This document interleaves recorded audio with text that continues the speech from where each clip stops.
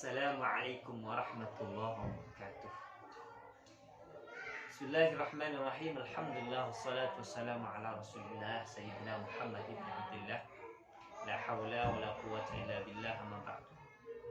Dan senantiasa saya hormati dosen pengampu tahfidz dan tafsir ayat-ayat akidah dan akhlak yang mulia Bapak Shadiqin MA, dan juga teman-teman forum diskusi yang insyaallah senantiasa dalam lindungan Allah Subhanahu wa taala. Bersyukur kepada Allah Subhanahu wa taala yang telah memberikan kita nikmat supaya kita bisa melaksanakan kegiatan forum diskusi di siang hari ini. Salawat beserta salam semoga tercurah limpahkan kepada Sayyidina Muhammad sallallahu alaihi wasallam yang telah mengangkis kita dari alam kebodohan menuju alam keilmuan seperti yang kita rasakan pada siang hari. Allah Subhanahu wa taala dalam surah Al-Isra ayat 23 juz 15 berfirman, A'udzu billahi minasyaitonir rajim. Bismillahirrahmanirrahim. Wa qadha rabbuka alla ta'budu illa iyyahu wa bil walidayni ihsana. Imma yablughanna 'indaka al-kibara ahaduhuma aw kilahuma fala takul lahumā uffin wa la takul lahumā qawlan karīman. Uffi wa la tanharhuma wa qul lahumā qawlan karīman. Shadaqallahul azim. Ayat tersebut menjelaskan bahwasanya Gusti Allah Subhanahu wa taala memerintahkan kepada kita semua tidak terkecuali menyembah kepadanya. Allah melarang kita menyembah selain dirinya. Dan di situ juga menjelaskan bahwasanya Gusti Allah memerintahkan kepada kita agar berperilaku sebaik-baiknya kepada kedua orang tua kita. Allah Subhanahu wa taala melarang kita semua tidak terkecuali berperilaku buruk, durhaka kepada kedua orang tua kita. Bahkan Gusti Allah melarang kita mengucapkan kalimat kepada kedua orang tua.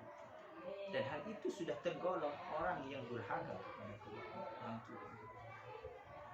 Ketika orang itu durhaka kepada kedua orang tua sehingga membuatnya orang tua marah, tidak ridho kepadanya, maka jangan harap Gusti Allah ridho kepadanya. Jangan harap Gusti Allah tersenyum senang kepada kita. Kenapa? Ridallahu fi ridal walidain wa sukhtullah fi sukhtil walidain. Bahwasanya keridhaan Gusti Allah Subhanahu wa taala itu ada pada keridhaan kedua orang tua, dan kemurkaan Gusti Allah Subhanahu wa taala itu ada pada kemurkaan kedua orang tua. Yang artinya ketika kita ingin membuat Gusti Allah itu tersenyum, membuat Gusti Allah itu senang, sayang, rindu dengan kita, ridho dengan kita, maka caranya sangat mudah sekali, yaitu dengan cara berperilaku baik, membuat orang tua senang, membuat orang tua senyum, berbahagia karena amal-amal soleh kita, ridho kepada kita. Maka cara itulah yang membuat Gusti Allah ridho, cinta, rindu kepada kita. Semoga kita semua Allah takdirkan menjadi orang yang sangat sayang kepada kedua orang tua, ditakdirkan menjadi orang yang berkhidmat kepada kedua orang tua, berbakti kepada kedua orang tua. Amin Allahumma.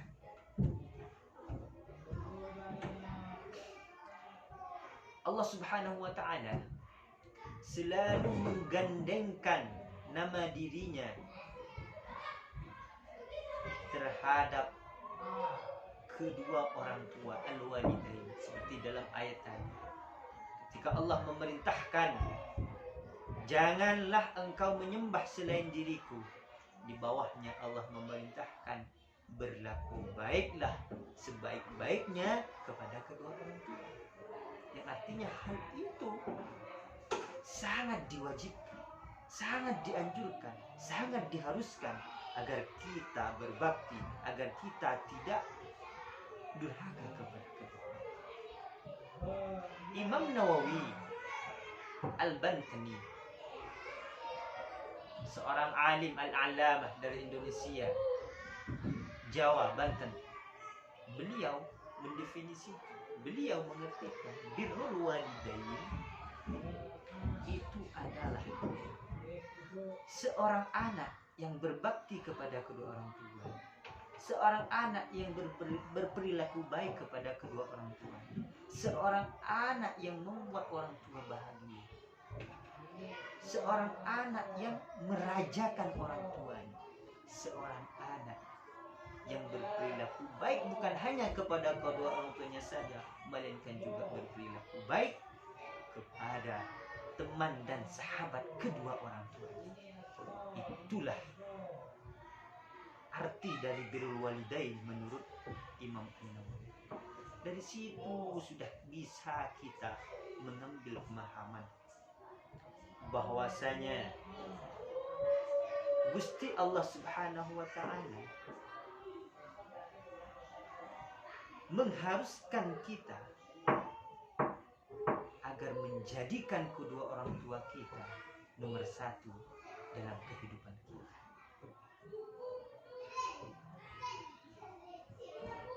Tanda bakti kita kepada kedua orang tua tidak hanya cukup sampai di situ saja. Dan ini yang terkadang kita lupakan, yaitu dengan cara menjalin silaturahim, dengan cara berperilaku baik dengan teman-teman orang tua kita, dengan sahabat-sahabat orang tua kita. Dan itu termasuk cara bagi kita berkhidmat, berbakti kepada kedua orang tua selain mendoakan keduanya, Rabbighfirli wa liwalidayya warhamhuma kama rabbayani shaghira, atau Rabbana ighfir lana dzunubana wa dzunubi ummina wa abina warhamhum kama rabbawna shighara. Itu kita menyambung silaturahim, berperilaku baik kepada teman-teman kita. Itu juga termasuk cara, kata ulama, pengkhidmatan kita kepada kedua orang tua kita ketika orang tua kita sudah dipanggil duluan oleh Gusti Allah Subhanahu. Habibullah, seorang ulama Madura, dalam kitab Tarbiyatus Sibyan, beliau putra dari Syekh Faiz, dalam syairnya menyebutkan al-ummu wal abu yurabbiyani likai takuna akmalal insani. Ibu dan bapakmu yang merawatmu, likai takuna akmalal insani, supaya engkau, supaya kamu, supaya kalian, supaya kita menjadi orang yang sempurna.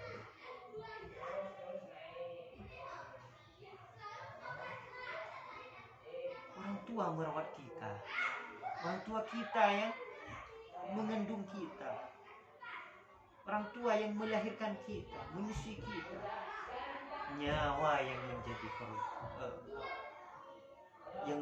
taruhannya. Ya, ketika seorang orang tua mau melahirkan dengan cara sesar, ketika ditanya oleh dokter, wahai ibu, ini harus dioperasi. Jika engkau yang diselamatkan, maka anakmu akan mati. Tapi jika anakmu yang diselamatkan, maka engkau akan mati. Apa yang dipilih oleh orang tua kita, oleh ibu kita? Beliau memilihnya untuk menghidupkan anaknya dan rela dirinya mati. Lalu bagaimana dengan seorang bapak? Seorang bapak, dia yang berangkat dari pagi sampai sore, dia yang berkelucuran keringat. Untuk apa? Untuk membiayai kita, untuk menghidupkan kita, agar kita tidak sengsara, agar kita sama dengan yang lain. Bahkan, alhamdulillah, banyak dari orang tua yang rela dirinya melakukan kemaksiatan, rela dirinya menghasilkan uang dengan cara haram demi menghidupi, membiayai, mencukupi kehidupan kita. Begitulah pengorbanan kedua orang tua kita. Maka bagaimana dengan diri kita? Apakah kita tetap mengelawan? Apakah kita tetap tidak mau berkhidmat, berbakti kepadanya? Ingat bahwasanya kata Syekh Habibullah, engkau tidak akan masuk surga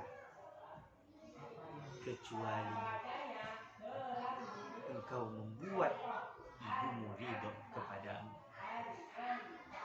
Jika orang tua kita tidak ridho kepada kita, maka jangan harap kita selamat dunia dan akhirat.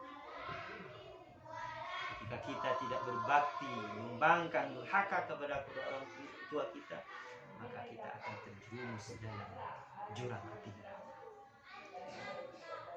Kata Rasulullah SAW bahwasanya orang yang durhaka kepada kedua orang tuanya, adabnya tidak ditunggu sampai hari kiamat oleh Gusti Allah, melainkan di dunia dia sudah diturunkan adab, diberikan adab oleh Gusti Allah, sehingga mereka tergolong pada orang yang syaqiyun fid dunya wa syaqiyun fil akhirah. Na'udzubillah.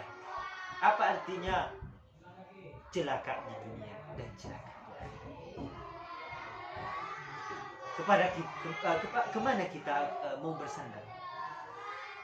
Kepada siapa kita akan berlalu ketika diri kita dimusuhi oleh Gusti Allah Subhanahu wa taala karena kita melawan, karena kita tidak berbakti kepada orang tua.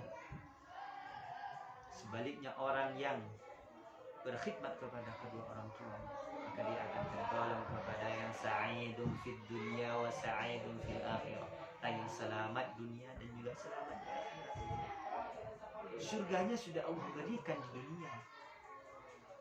Dia akan senang hidupnya ketika dia memperlakukan orang tuanya sebaik-baik, merajakan orang tuanya. Dia akan diberikan surga di dunia oleh Gusti Allah Subhanahu. Oleh sebab itu, ayo mari dari sekarang kita upayakan diri kita untuk berkhidmat, berbakti kepada orang tua kita. Banyak-banyaklah meminta doa kepada Gusti, kepada kedua orang tua agar didoakan oleh Gusti Allah Subhanahu. Kenapa? Karena doa kedua orang tua kita, kata Rasulullah, doanya orang tua kepada anaknya seperti doaku kepada umatku, yang artinya tidak akan Gusti Allah tolak. Istijabah, diterima oleh Gusti Allah Subhanahu wa taala. Bahkan walaupun orang tua berdoa buruk kepada anaknya, seperti ibunya seorang anak pemuda yang ahli ibadah, itu Juraij, yang ibunya marah, ibunya murka kepadanya karena dia tidak menghampiri, tidak merespon panggilan orang tuanya dikarenakan Juraij pada saat itu. Dia mengira bahwasanya lebih penting menunjukkan sholat karena menghadap Allah daripada menghampiri ibu yang sedang memanggil. Ibunya berdoa kepada Allah, Allahumma la tumithu hatta turihi wujuhal mumisat. Ya Allah, jangan matikan Juraij sebelum matanya melihat wanita tuna susila. Tuna susila itu dimaknai ulama seorang pelacur. Terkabul doanya seorang ibu walaupun mendoakan jelek kepada anaknya, sehingga di kemudian hari Juraij mendapatkan fitnah. Ada seorang perempuan yang hamil mengaku bahwasanya dirinya dihamili oleh Juraij, padahal hakikatnya bukan dia yang menghamilinya, melainkan dia dihamili oleh Namul Ghanam, seorang pengembala kambing, yang hal itu terbongkar ketika anaknya dari seorang wanita yang hamil itu lahir. Dan satu riwayat disebutkan Jurej menepuk bahunya. Dalam satu riwayat dikatakan bahwasanya Jurej menusuk pusarnya dengan jarinya, sehingga anak itu bisa berbicara walaupun baru dilahirkan.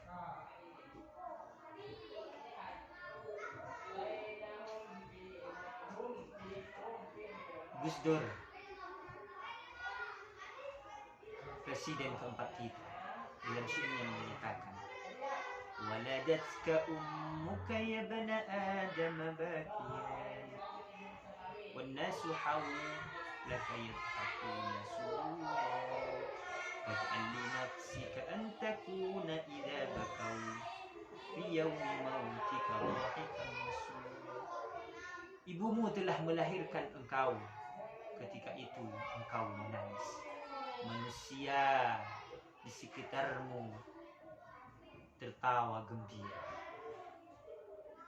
Maka buatlah mereka menangisi engkau ketika engkau meninggal, wafat, mati. Dhahikan masrura, sedangkan engkau bahagia. Artinya bahwasanya kita dilahirkan oleh Gusti Allah Subhanahu wa taala. Untuk apa kita dilahirkan? Untuk apa kita diciptakan? Wa ma khalaqtul jinna wal insa illa liya'budun. Untuk beribadah, untuk menyembah kepada Tuhan kita, yaitu Allah. Sehingga kita tahu tujuan kita. Kita sadar bahwasanya hakikat masa depan kita adalah akhirat. Seperti yang dikatakan oleh para ulama, al-mustaqbalul haqiqi wal akhirah. Ma taqabbalana al-akhirah.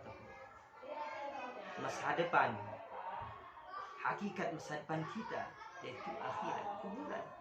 Maka apa yang kita siapkan untuk akhirat kita?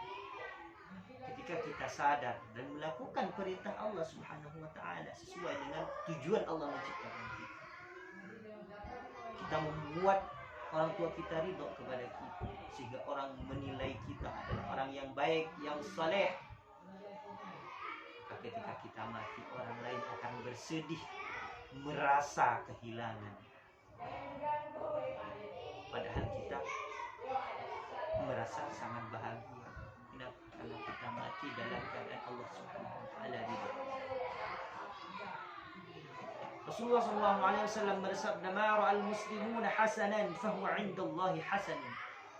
Orang yang sesuatu atau orang yang dipandang baik oleh banyak orang mukmin, maka di sisi Allah.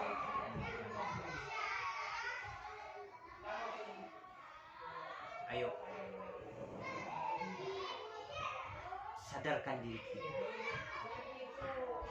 untuk berbakti, berkhidmat kepada kedua orang tua kita, sehingga kita menjadi orang yang selamat, menjadi orang yang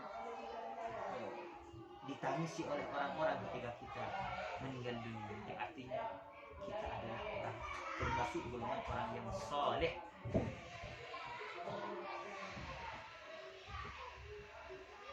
Mungkin hanya ini yang dapat saya sampaikan. Jika betul itu murni dari Gusti Allah, jika salah itu murni dari saya sendiri. Hadanallahu wa iyyakum bis-siratal mustaqim. Wassalamualaikum warahmatullahi wabarakatuh.